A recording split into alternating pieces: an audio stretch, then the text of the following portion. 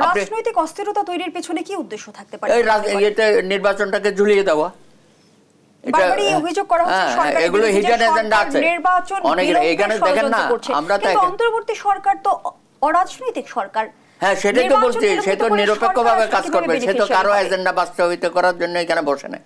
আমরা অনেক সময় রাজনৈতিক দলগুলো তাদের রাজনৈতিক দর্শন, রাজনৈতিক আদর্শ, রাজনৈতিক এজেন্ডা এই সরকারের ঘাড়ে চাপিয়ে দিতে চাই।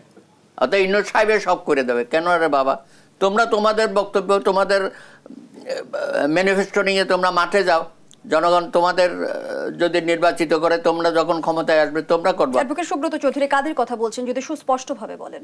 না না, আপনি দেখছেন না, আপনার যারা কথাবার্তা বলছে, কিছু বামপন্থী দলও আছে, আবার কিছু ইসলামিক দলও আছে। তারা এই সরকারের মাধ্যমে অনেক কিছু আদায় করে ফেলতেছে। এটা তো সম্ভব না। এই যে ৭২ সংবিধান ছুঁড়ে ফেলে দেবো, নতুন করে সংবিধান লিখতে হবে, দেশে কি একটা অরাজক পরিস্থিতি হবে, গণপরিষদ নির্বাচন, এটা আবার নতুন করে তো একটা জিনিসটা আসছে।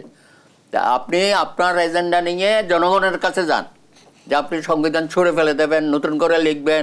কেউ বলবে ৭২ মানি না, হ্যাঁ, বলতে বলতে ইলেকশন বলে যে আমরা মুক্তিযুদ্ধও মানি না। তা এখন অবশ্য তাদের সুর কিছুটা পাল্টেছে, তারা ৭১কেও রাখছে, পাশাপাশি ২৪ গণ অভ্যুত্থানকেও রাখছে। এটা ভালো। তো এগুলো তো আমাদেরকে সমন্বয় করতে হবে, সামনের দিকে যেতে হবে। আমরা তো কেউ কারো প্রতিপক্ষ না, আমরা রাজনীতির মাঠে থাকবো যার যার কর্মসূচি নিয়ে।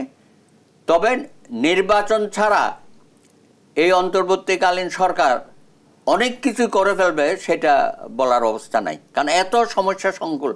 আপনার তো কোনো রাজনৈতিক শক্তি নাই।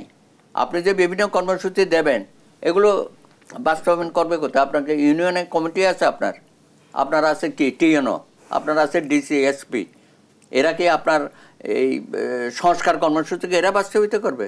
সুতরাং রাজনৈতিক দল যে সমস্ত সংস্কার করবে সেগুলো বাস্তবায়ন করার জন্য তাদের রাজনৈতিক কর্মী বাহিনী আছে,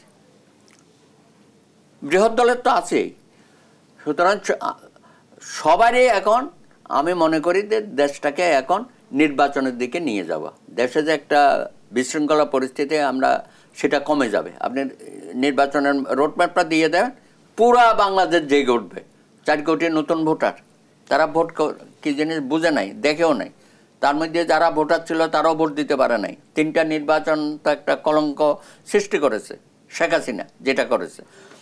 এখান থেকে বেরোতে গেলে রাজনৈতিক শক্তি, তার ক্ষমতায়ন দরকার, এবং রাজনৈতিক দলগুলোরও সংস্কার প্রয়োজন আছে।